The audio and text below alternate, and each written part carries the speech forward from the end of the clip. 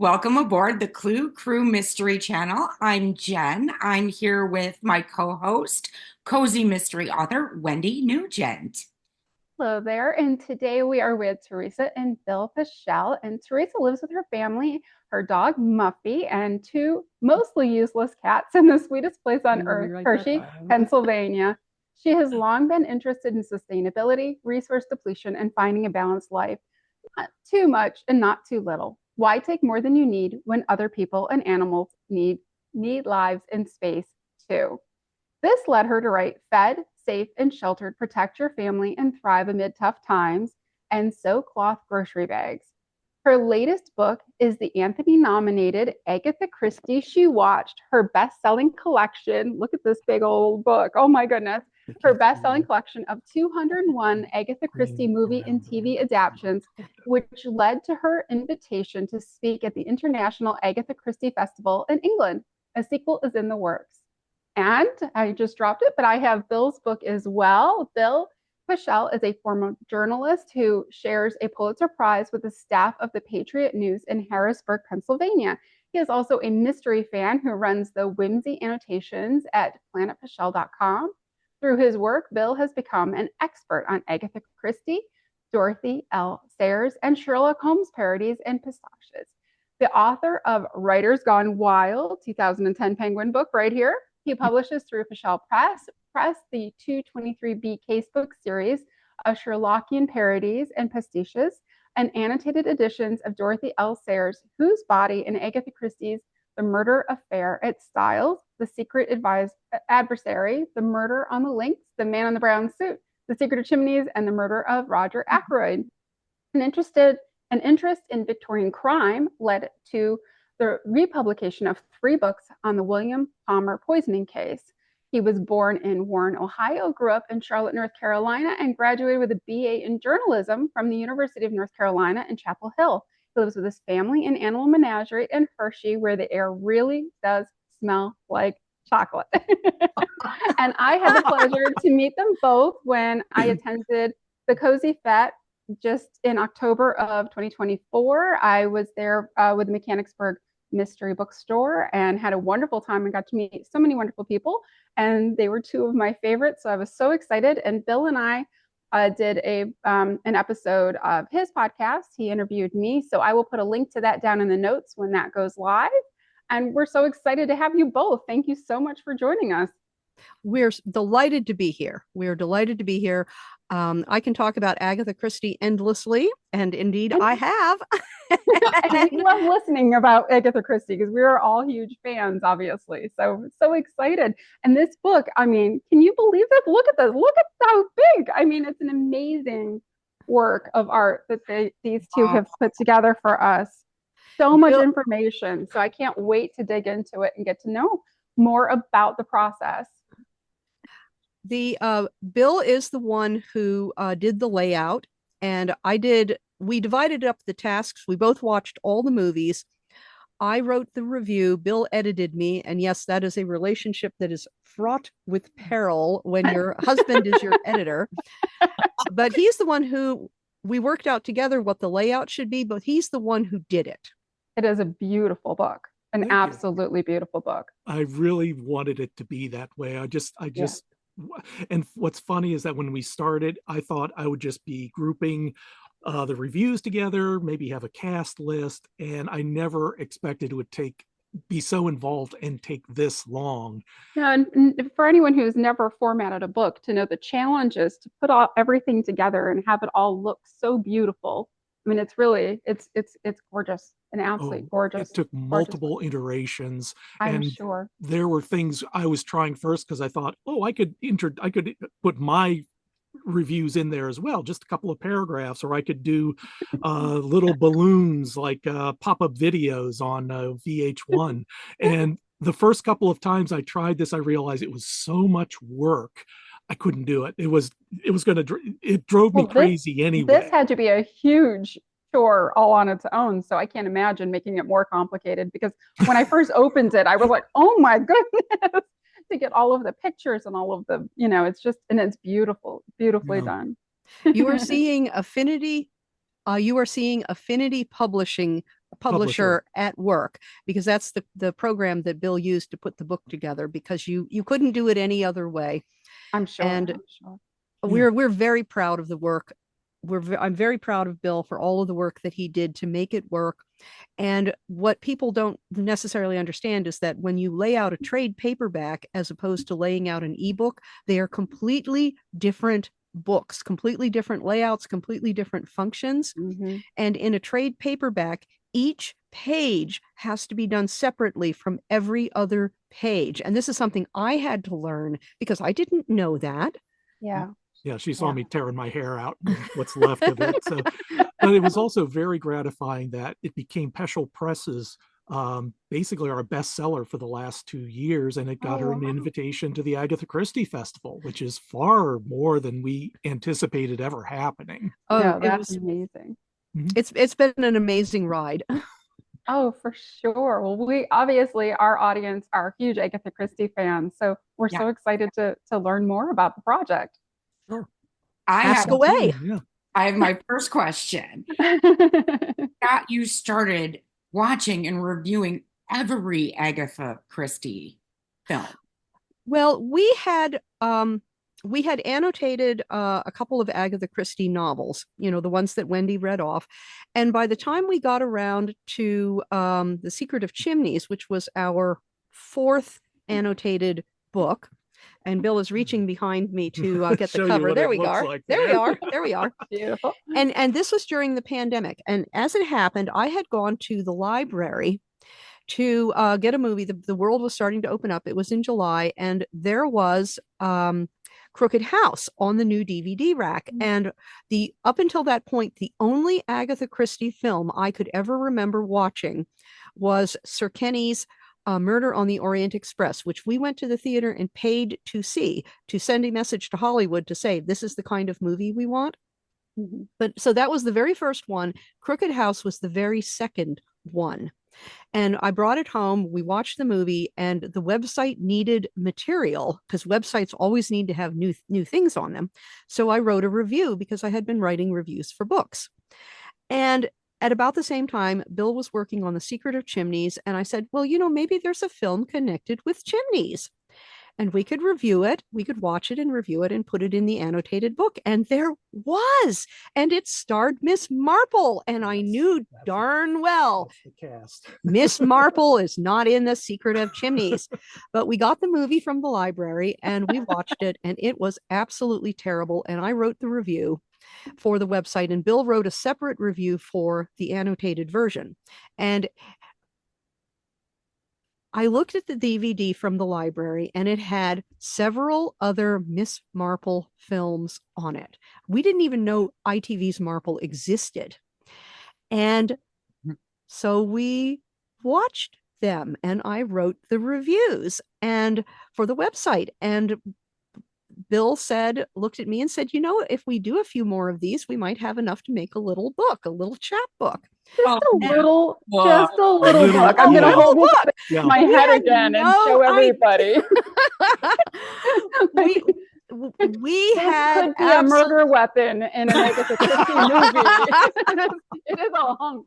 Oh, it is 400 plus pages. It's a coffee table book. Yes. We had absolutely no idea when we started how big this project was. We didn't know how many Agatha Christie films there were. I didn't even really know how much she had written. She was always in the background, and I had read Agatha Christie like most people, but I hadn't read everything. I'm not an obsessive fan. And now I can say I've read almost everything because I had to read, or either read for the first time or reread something for the film project in order to see how close it was to the text. But that's how we got started. We had no idea what we were getting into. Well, absolutely none. I think it's the idea about when you're working on a project like this and you have to think like a business owner. I can't even quite remember the process, except I knew we were going to watch enough of them, but we never quite decided how many would make up a book. And if you're going to watch these, and I think at one point I did sit down and actually list all the movies we could find. You know, the Agatha Christie wiki had a list of them, and of course we have the Poirot episodes and the Miss Marples, both Joan Hickson and Julia McKenzie and the others, plus Geraldine McEwen, Geraldine and then McEwen. Yeah, and so it came out to, like it said, and then even a hint of the foreign ones, and we ended up with like 200 of them, and 201. It became. It was a nice round number for the title, and that's why we stopped at 201. Yeah, and we didn't really think about doing a sequel for international movies, else we would have just held back the ones that we did. And instead, we're going to have to include them in the international version. So there's going to be a little duplication there. But not a lot. One of the things we've discovered with the international version is we don't have as many films, but we are including a wide selection of documentaries. And when we get to international, it is also going to be a research book for Agatha Christie scholars, because we are including what no one else has, a master bibliography of all of the books about her, a intellectual property list, all of her intellectual property lists, every single film or every single short story or novel and play, and what has been filmed and what hasn't, including international ones, what has been lost, what you can find. We're going to divide up the intellectual property by country. It is amazing how many Indian films there were. And remember, this is just what we know. Because if somebody makes an Agatha Christie film, India, as it turns out, has 22 separate languages and 22 separate film industries, one for each language. And if you do not know about a film in a given language, it doesn't exist, except for that group of people who have seen it. That's so we have the master IP list. Oh yeah, we're going to have we're even going to do a photo gallery of every actor or actress who's played Poirot, Miss Marple, Tommy and Tuppence, and Agatha herself. And if you include documentaries, parodies, pastiches, did you know that John Candy played Poirot in a Second City TV skit in, what, 1980? Yeah, something like that. Oh my gosh, no, I had no idea. Yes. It shows her penetration. It shows how much Agatha Christie has gone into the popular culture, that you can put on the little mustache. And I mean, Poirot is not nearly as recognizable as Sherlock Holmes, but you put on the mustache and you put on some padding and you get the fastidiousness and you say the little gray cells, and suddenly everybody kind of knows who you're talking about. Right. And so you can do a parody of Poirot. But also we're having the list of all the radio broadcasts as well. And it's not just BBC in America, it's overseas as well. So you get an idea of her penetration through all these foreign markets. And it explains she's at the top of the list of, behind Shakespeare and the Bible as far as popularity in book sales worldwide. And this helps explain why. And for films, she's up at the top, not number one. I number think 20 according to the Internet Movie Database. And number 20 doesn't seem that high until you realize that she's being compared with Shakespeare and Charles Dickens and a whole lot of Russian novelists. Dumas right. And she's the most adapted female novelist among everybody, more so than Jane Austen, for example, or the Brontes. Really? I'm kind of shocked at that, because Jane Austen has had so many. That's wild. Wild. And in fact, when we are finished with international, we're going to take a break so that we can recover and get all of the unfinished projects done. And then we are going to start Jane Austen. She watched all the Jane Austen film adaptations, and we're pushing about 100 now when you include documentaries and Jane adjacent material. Like Jane Austen Book Club, if you remember that movie. Yes, for sure. Yes. Oh, that's amazing. So you have the next quite a few years of your life. Yes, we do. Yeah. Yes, we do. Jane will probably take us a year and a half, because we can only do 2 movies a week. Because if I want to get anything else done, it just takes too long. It just takes too long. I'm sure. And we're not in a pandemic anymore. When you started this project, you were kind of limited of what other things you could do. But now real life has come back, and you don't have that same kind of time that we did during 2020. So Yeah, although Yeah. you've been kind of retired since 2013. I wouldn't say retired because I'm still working 40 to 60 hours a week. So this is a hell of a Say, retirement. I've seen what you guys are doing, and I'm sure you work more now than you did when you worked for someone else. Yeah. Oh, absolutely. Absolutely. And earning a lot less. Yeah. Yeah. We're working harder and earning less money, but what can you do? But you're putting such beautiful things out into the world. So Thank you. you're doing a gift for everybody who all the readers of the world who this is exactly their jam. Thank you. Thank you. Teresa and Bill, how long did this project actually take you? 2.5 to 3 years. We started with one movie a week and realized quickly that we had to do two a week if we wanted to be finished in any reasonable amount of time, especially when we started realizing, oh, 70 Poirot episodes with David Suchet. Joan Hickson, that was 12 films.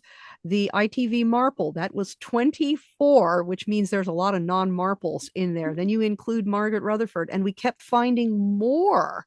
And so we ended up having to do two a week, and you have to allow for my mother broke her wrist, my dad was really ill, all of the other things that we do. And so yeah, easily 2.5 years from it was start to finish. 2.5 for the book, and then add another 6 months, and now it's might going on to 8 months, and maybe it'd be like birthing a baby by the time we finally get International out, because we also just recently discovered a two-part show from a Spanish TV show called The Mysteries of Laura, in which it's called The Mystery of the 10 Strangers.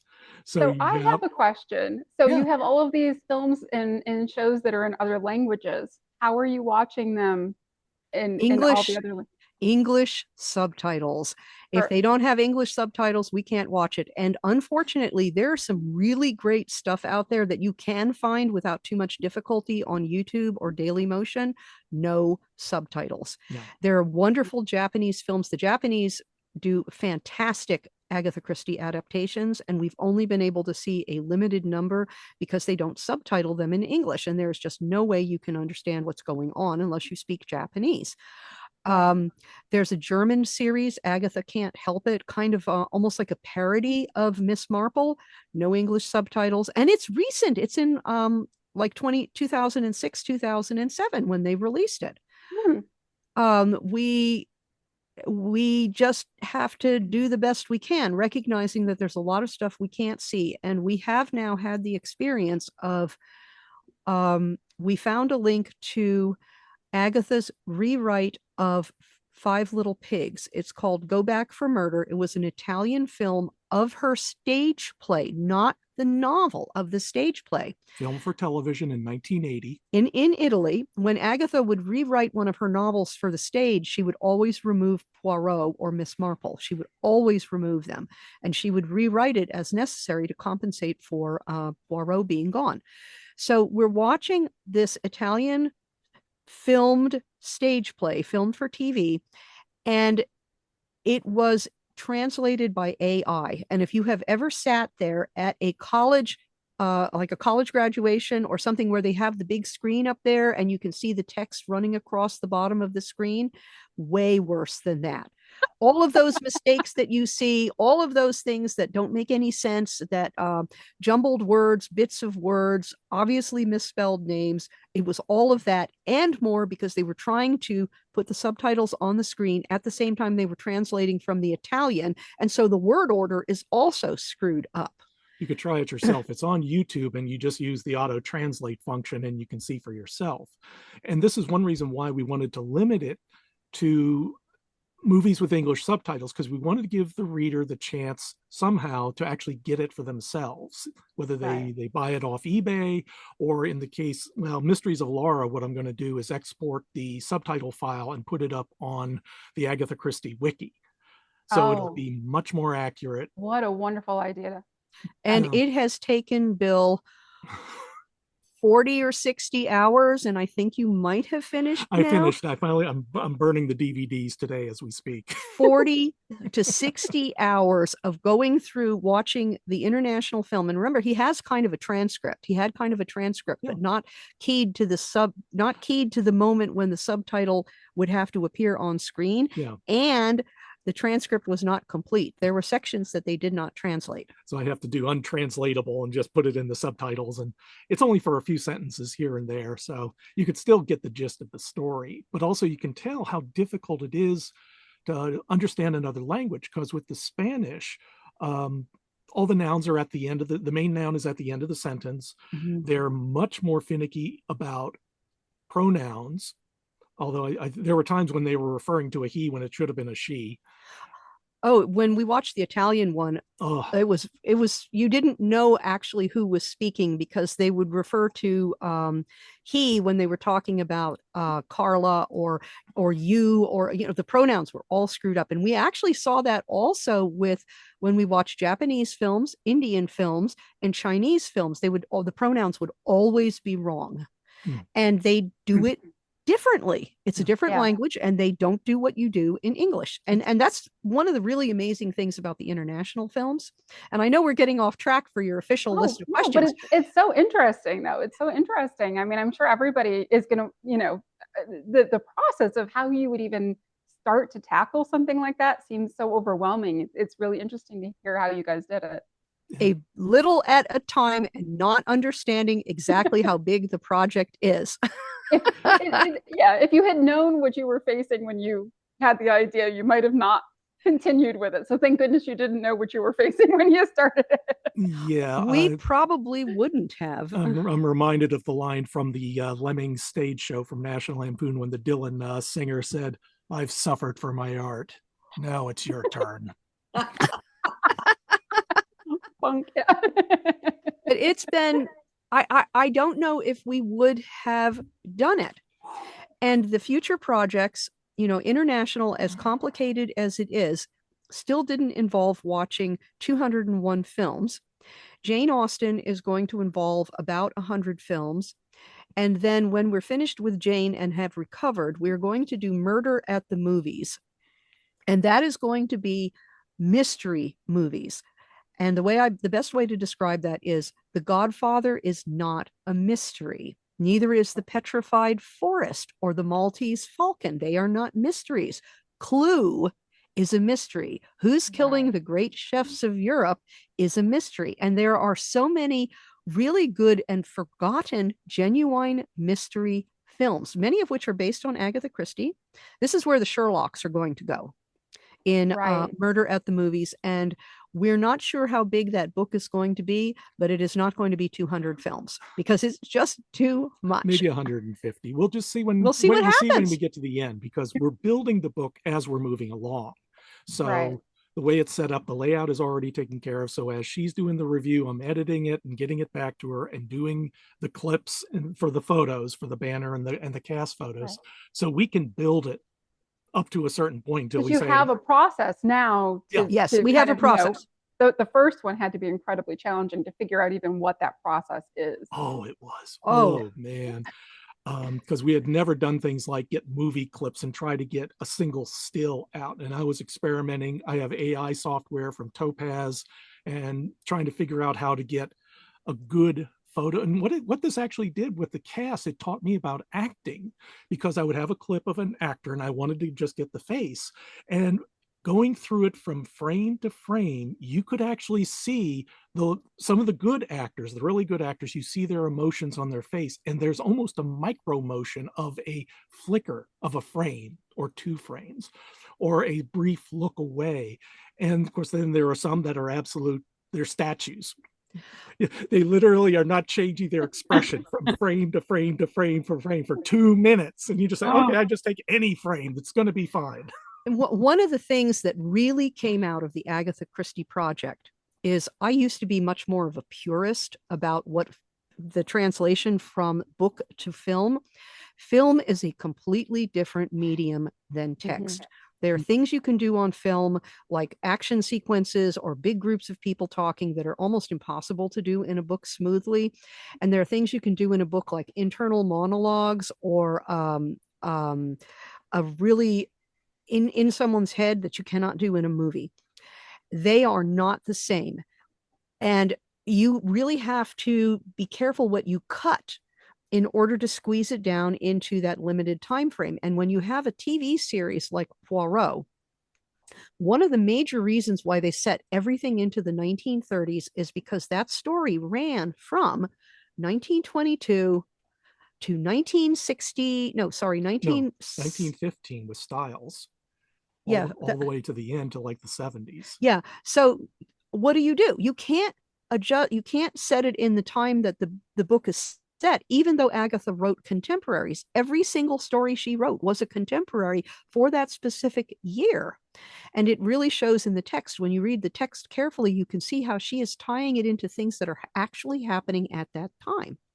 So you have Poirot, he's 60-ish in Styles in 1916, and he is 62-ish in Third Girl, or in Elephants Can Remember, he's, like pushing 70, and this is 70 years later. And you have to have everything set in the same time period. And that also means setting everything in the same time period means that you save huge amounts of money on wardrobe and set design and the buildings that you're going to use and the cars you're going to rent. It makes everything so much easier. You get into casting decisions, and they were really lucky. They were very fortunate with getting David Suchet for Poirot. I've seen a lot of Poirots.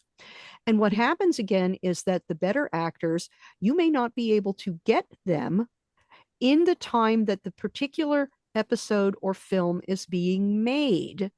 You get who you get. And in fact, in one of the versions of Murder on the Orient Express, it's the Alfred Molina version from 2001. It was a CBS TV movie of the week, and Meredith Baxter plays Mrs. Hubbard, and she actually has a comment about how casting is done, and she tells Poirot about why she was traveling on the Orient Express at this bizarre time of the year, coming back from Iraq. And she says because she had gone to Iraq to make this Samson and Delilah epic, and then at the last minute, the producer wanted his boyfriend to play the evil high priest instead of the evil high priestess, and I was out of a job.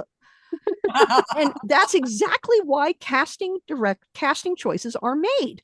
It's who is available. It is who needs a job.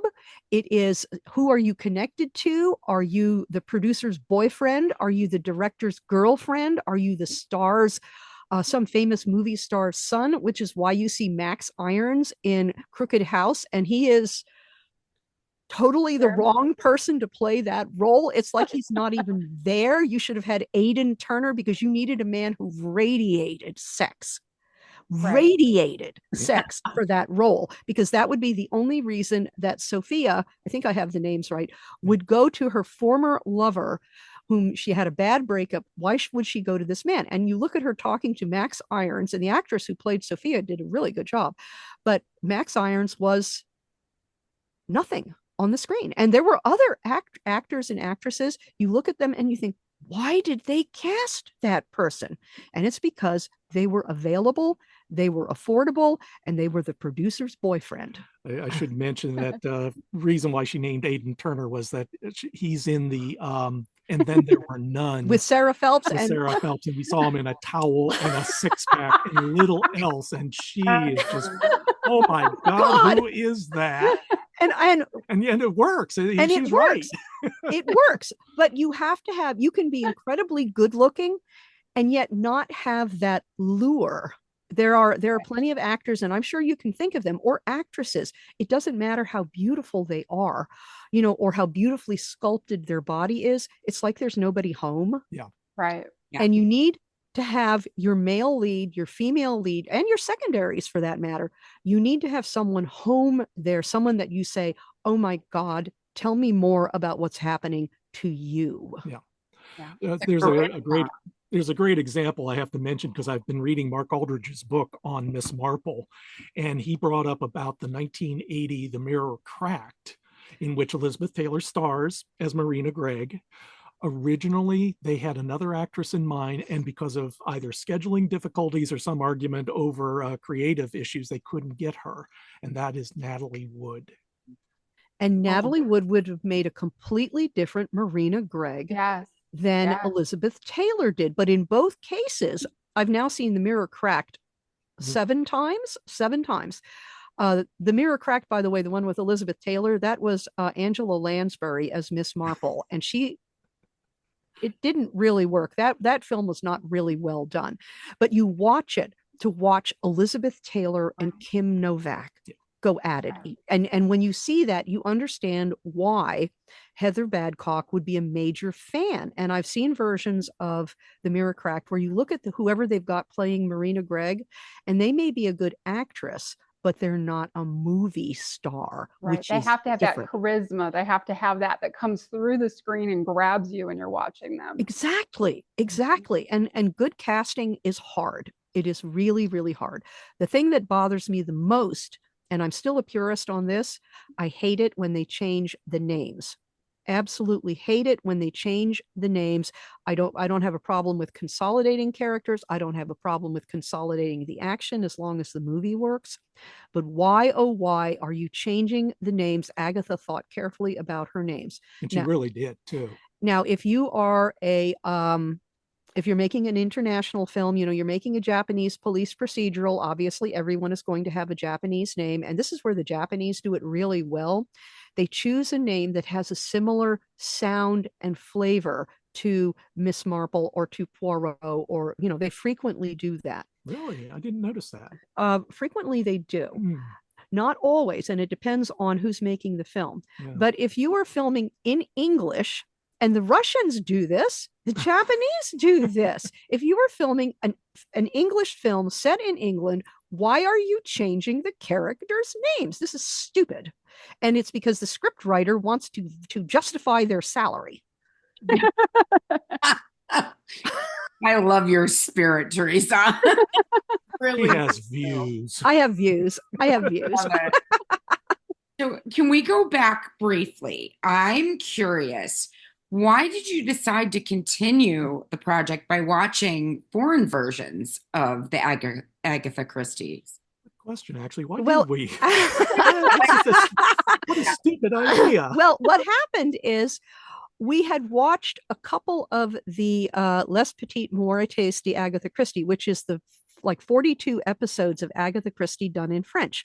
They're 90-minute TV movies, and they range from absolutely terrible to better than the gold standard, which is Poirot, which is really remarkable.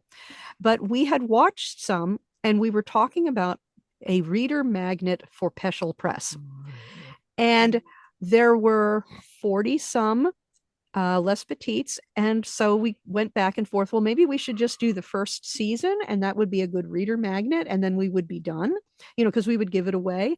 And like with the original project, it just kind of kept growing, and we kept finding more international films, because at first we didn't think we would have enough international films to make a book. And as we progressed, we started realizing maybe we do have enough international films. And because we did not want to have very much duplication with Agatha Christie she watched with international, we made every effort to find other films and to include documentaries too. And we saw some really terrible, weird documentaries, and some pretty good ones too. Yeah. And watching the documentaries, you learn that documentary makers have no imagination, because they all decide that the single most important event in Agatha Christie's life is her 11-day disappearance. Right. Not the fact that she traveled around the world, not the fact that she had a second chance at love with Max Mallowan, which is one of the great romance tropes, not that she was the best, the most prolific and most successful female playwright in the world, not that her books are in, every language that there ever has been. None of that matters. The 11-day disappearance, that's all you get. When are you guys going to make a documentary on Agatha Christie then and do it? What's funny is that for her, she gave her presentation at Torquay at the festival, and I looked at the first half of the script, which was kind of just setting everything up about what you expect. And I thought, I decided, and what can I say? He needed more work. Bill decided he needed more work to do. And I thought, let me make a 3-minute clip out of that. And that's what I did. And I actually decided I'm going to make it look like it's the opening to a documentary. because really, I think it would make a fascinating documentary for, these people. They have, like, Alan Card did a 3-parter on Agatha Christie. Lucy Worsley did, was it 2 or 3 parts as well?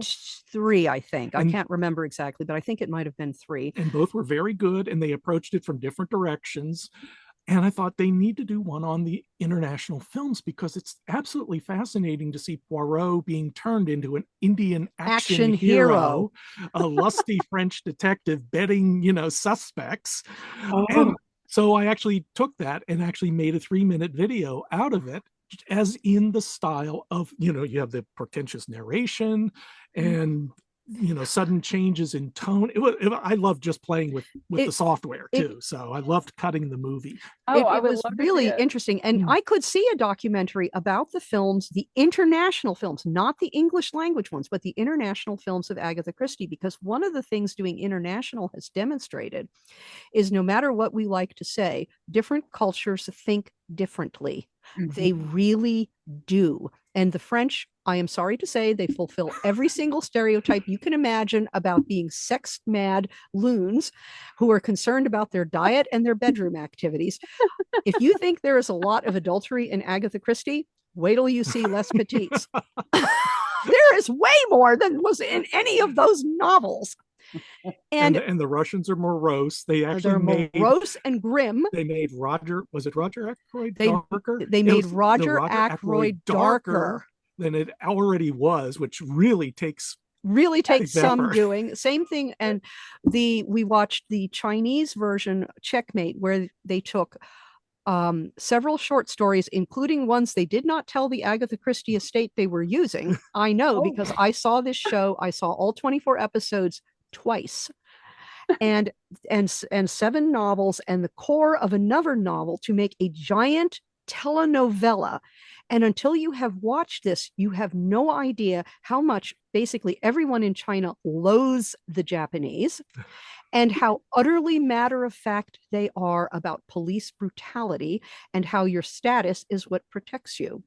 You watch the Indian films, and you get a you see the caste system.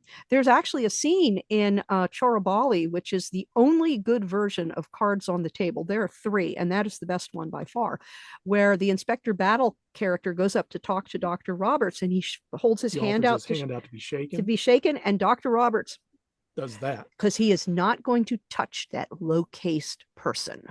Oh my. And the different films, the different cultures, they are different. And there are differences between the American films and the English films, but it is very clear when you watch the international ones, they are different. It is a different culture. They look at things differently. They emphasize different things. Yeah. And that's been, I think, one of the really most remarkable things to come away with from international, is how, even though these cultures are so wildly different, Agatha Christie is read in every one of them. And we didn't see the Yemen films. We didn't see the Lebanese films. We didn't see anything from Brazil or Portugal or the Philippines, because you can't get them, or you can't get them with subtitles. And they would be very different again. I also would love to go back. You were talking earlier about Bill editing your reviews. How did that go? Did you guys end up squabbling a little? No. Okay. No, we had ground rules in place. Okay. We didn't do it in the same room either. Yeah. And I wasn't sitting there next to her saying, okay, you got to do this. And she edits my copy as well. So there's always payback. Yeah, and I had to learn how to be edited. Everybody does need at least some editing, because a lot of times what an editor is asking, what they're really asking is, I don't understand what you are trying to say. I do not understand what the point is of this scene. And so we would watch the film, and then the next morning I would write the review, and then I would send it to Bill, and then he would go over it, because I also had to learn that every single review, and we learned this as we went along, it had to be between 1,100 and 1,200 words. I could not go more. And if we went less, then we had to put in a quote in order to fill up the space on the page, because each review gets 2 pages. And there would be variations depending on how long the cast list was and if Bill found a lot of locations. And if it was a big cast and a lot of locations, and we wouldn't know this when we were writing the review, when I was writing the review, I would write my 1,200-word review, and Bill would lay it, he would do the first pass to say, this should be here, that should be here. And then he would lay it on the page, and he would come back and say, we need to cut another 150 words in order to make it fit. Show that again so that people can kind of see what we're talking about in the way that it's laid out and how you had to fit exactly within that framework. Exactly within the framework. Yeah. And sometimes I would cut the cast list, or I would try to squeeze. You can do some squeezing so that you squeeze the space between the letters. Right. It also depended. I have like 23 years of editing, newspaper editing, and I've done editing jobs before, so I've got quite a bit of experience. Although my grammar, as she'll tell you, is really shaky at times. I'm much better at grammar. She's better at the grammar. She'll correct that, but I do it on Word with changes turned on, and then she can see it, and she can do whatever she needs in the privacy of her office. And in the end, it's my decision. Yeah. In the end, it's my decision. And there are times when I ignore what Bill has to say. Yeah. And other times it's like, okay, I will take this correction because it makes it better. And you really do have to detach yourself emotionally from that. And it was hard to learn how to do that. And it still is. It still feels almost like a personal attack, except it's not. He wants me to be the best. He wants me to be the best I can be. And I do the same thing when I edit his copy. I want him to be the best that he can be so that it sounds like him. And this is where a good editor has to remember that I am not the writer. Yeah. And you do not want to change the writer's tone or point of view. And I can also tell you that I've gotten better at writing reviews. I've written almost 300 reviews now of Agatha Christie films. And, you do get better, and you do learn to fit everything into that 1,100 word box. And in fact, for International, we had a couple of very short films, the half-hour TV episodes of Miss Marple. And I had to write 250 to 300 words, and that's all the space I had. Because we only did 1 page for each of those. It seemed like it would be a challenge to take a 30-minute Estonian TV episode filmed with a potato back in 1990 and try to, get something out of it. And that's something else, again, with book layout, is when you have a setup like we do with Agatha, and then International is going to be the same layout, and so will Jane Austen, and so will Murder at the Movies. If you're doing a 2-page spread for each film, you have to arrange the books so that each film occupies the 2 pages just like this, side by side, and they cannot be on the front of 1 page and on the back of 1 page. And so what do you do to make sure that happens? And again, having Bill edit me down and having me edit me down so that I stay within a word count makes it easier to keep everything page to the layout that we need. Yeah. And I'll also add, there are times when I saw my job, I could see what she's trying to say, and I can try to expand on it a little or offer concrete examples so the reader would understand. Or if I add something new, and I'll put a comment in there just saying, this is me, do what you want with it. Because I could see another way of looking at the movie, because we saw them side by side and we talked about it. Or he will see a mistake I made. Yeah. And that's really critical. Yeah, I have all the films on hard drive, so I can just call it up and look at it again and say, okay, that didn't happen that way. It happened this way. And that's fact checking. And that's really important, because in fact, when we did some of the reviews have actually changed. It feels like it would be impossible to do this book without having your editor having watched the films with you. Or it would be very challenging if you just were sending it off to a different editor somewhere. Oh, I wouldn't even thought of that. Yeah, but you're right. I can't even imagine. Because the editor wouldn't have seen the movie, and they'll just let things pass through because, she says it happened, so it must. So yeah, we actually are stronger for us both being in the same room and knowing. And, after reading 200 of her reviews, I have ideas about how she approaches things, and if I have something funny, I'll go ahead and stick it in there. I'll just say this is a joke. Do it. If she doesn't want it, she doesn't. She can silently delete it, and I don't go back and double check. I never do that. I can't even remember 200,000 words later. I can't remember what. Oh, I have no idea. But I also learned when I was writing the reviews, and each review is a separate entity.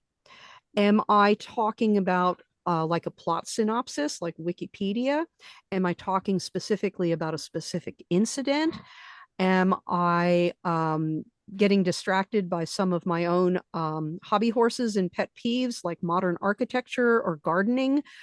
Or they all show up. They all show up in the writing. Yeah. And I wanted the reviews to be funny. I wanted them to be worth reading on their own, because if you've ever actually gone back and read compilations of movie reviews, a lot of times they can be deadly dull. Yeah. They are deadly dull. They are not worth reading on their own. And I wanted everything to be worth reading on its own.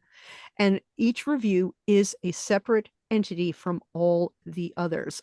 I'm very proud of one of them in the, this was the Partners in Crime, Tommy and Tuppence series with Francesca Annis and James Warwick, and it was The House of Lurking Death. And I'm very proud of that review because, my God, the enormous amount of plot that Agatha stuffed into that film, or into that short story, could be expanded by anybody with a laptop into a whole series of novels. And I pointed out every single step where you could just go to town using this basic idea and write a very successful mystery. Interesting. So each one is different. Very interesting. How do you find the movies? You just Google search, or your library? That's the main thing. We got most of our films on DVD from our library. Hershey Library and the Dauphin County Library System are both quite large, and they have an enormous selection of them. And then you move out to the interlibrary loan, and we got the majority of our films for Agatha She Watched from the library. We did get some stuff from YouTube, especially the old kinescopes. We have I think there's a 1959 either 10 Little Indians, and then there were none. They changed the title back and forth. That came off of YouTube. There were some other things that came off of YouTube. Bill sometimes gets things from Daily Motion, streaming services, Amazon, BritBox. You get things from BritBox. You get them from Amazon Prime, but mainly it comes from the library. It is really startling how much was put on DVD. We also bought a region-free DVD player so that we could buy, let's see, I'm holding this up to the camera. We could buy the Appointment with Death. Yes, Appointment with Death. The Ustinov version that was not released in the US. It was never released in the US, and we had to buy a region-free DVD player so that we could play it at home, because we couldn't get it any other way. And there was a French movie, a French version of an Agatha Christie film with English subtitles, Le Grand Alibi, and we had to buy it from an eBay seller in Greece in order to be able to watch it. What project just to track it all down? He had checklists. Oh, I have a little list. I have a long list. A little list.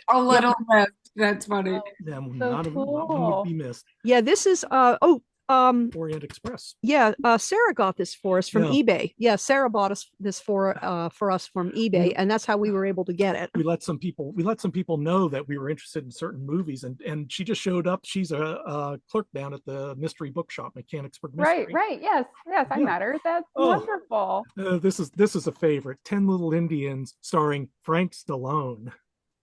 And it was awful. It was horrible. It was horrible. It was awful. Oh my goodness. That's not a name you hear every day. It is bad writing, especially when you reset and then there were none. on an African safari and you think of all of the Tarzan movie tropes that you could use and have fun with, and no, you got nothing. You got nothing. No quicksand, no lion attacks, no native Oh, attacks. No, no. nothing.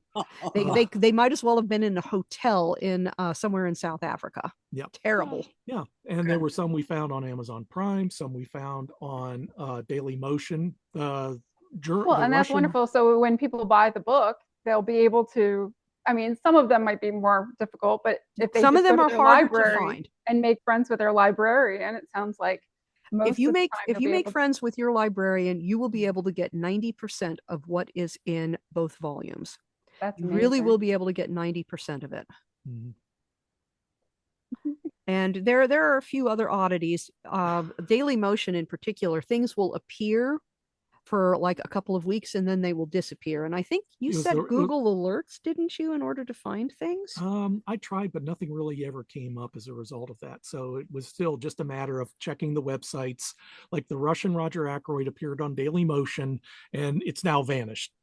For some reason, the copyright holder said, no, we can't let people see this, even though they don't release it on DVD and it's not available on streaming. It's go figure. But the 10 Little Indians, the Russian 10 Little Indians, is still available on Daily Motion. And you just have to check back and see if you're going to get lucky. Yeah. And a lot of times we got lucky. But again, when you have a 2.5 year time span in which to look for the movies, you have more time in which to find them. And yeah, it's like serendipitous. Didn't you hear about They Came to Baghdad? It was a Studio One episode, a TV episode from the 1950s. Oh, yes. Kemper Donovan mentioned it specifically on his Instagram account that, hey, this appeared suddenly on YouTube. It came out of somebody's basement catacombs and they released it to YouTube and you caught it at once. And now I don't think it's up on YouTube anymore. Yeah. And this is where we correct things. This is where we make fixes, because They Came to Baghdad was a Studio One production in 1952, 1953. Yeah. It was Studio One was a mystery anthology. It was a play anthology. You got about 55 minutes worth of a play every week they did it like 10 years, 20 years. I don't know what it was. But everyone who everyone who talked about this particular film, because this is the only version of They Came to Baghdad, they all said it was written by the producer of the TV show, and they all said that B. Arthur was in the show. Well, I watched the show from start to finish, including the closing credits, and I can tell you B. Arthur was nowhere near that camera, and the writer was Theodore Sturgeon. He is listed in the credits as the writer. And there are so many mistakes that you come across on Wikipedia and Internet Movie Database and the Agatha Christie Wiki, because people repeat what someone else said, but that doesn't mean that it's accurate. And we are trying very hard to be accurate. Mm-hmm. How do you suggest people go about watching Agatha Christie films? I think the best way is to do film festivals. So pick a novel that you like. Almost every novel has most of the novels, all but 4 of the novels, have at least one film, but many of them have multiple films. So like if you take A Caribbean Mystery, you have there are 4 versions of A Caribbean Mystery. You want to watch them in the order in which they were filmed, and then you can see how one film is written, how the subsequent films do this. And the reason why I choose A Caribbean Mystery is it was filmed in 1985 or so with Helen Hayes. The screenwriter was Sue Grafton. And her husband. Oh my goodness. Sue Grafton is the screenwriter? Yes, she did. She wrote 2 Agatha Christie films. She wrote this and she wrote Sparkling Cyanide. And when Sue Grafton wrote A Caribbean Mystery, she made a point of upping the role of Mr. Raphael's secretary so that you see the power of gossip. And that change shows up in the Joan Hickson Caribbean Mystery and ITV's Marple's Caribbean Mystery. It does not show up in Les Petites, where they have made it a gothic horror set in a French hospital with illicit surgery on hobos. Bill just had a boy. flashback on that one. You can see the Oh boy. drama. Oh boy. Les Petite goes places you wouldn't imagine. Sometimes they are really, really good. Other times they are really awful, but they are always watchable.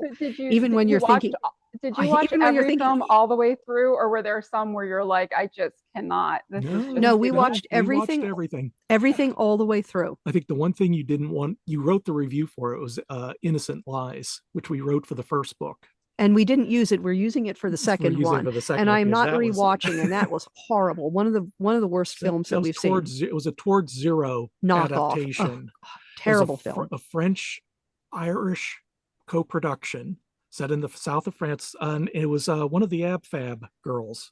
Joanna Lumley. Joanna Lumley is in it, and she's appeared in some other Agathas. I mean, as well. And that one was so terrible that the Agatha Christie estate demanded that their name and Agatha's name be removed from all of the literature connected with the film itself, all the advertising, and in fact, it actually says in the credits, not based on Agatha Christie.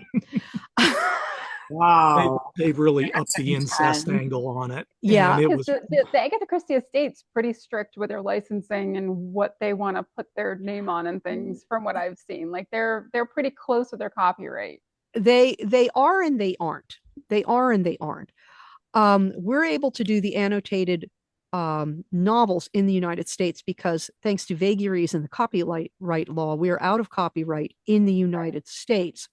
Each country has a slightly different set of copyright restrictions. The UK and the European Union tend to be the most restrictive. Now, where it gets to the films, it gets really interesting.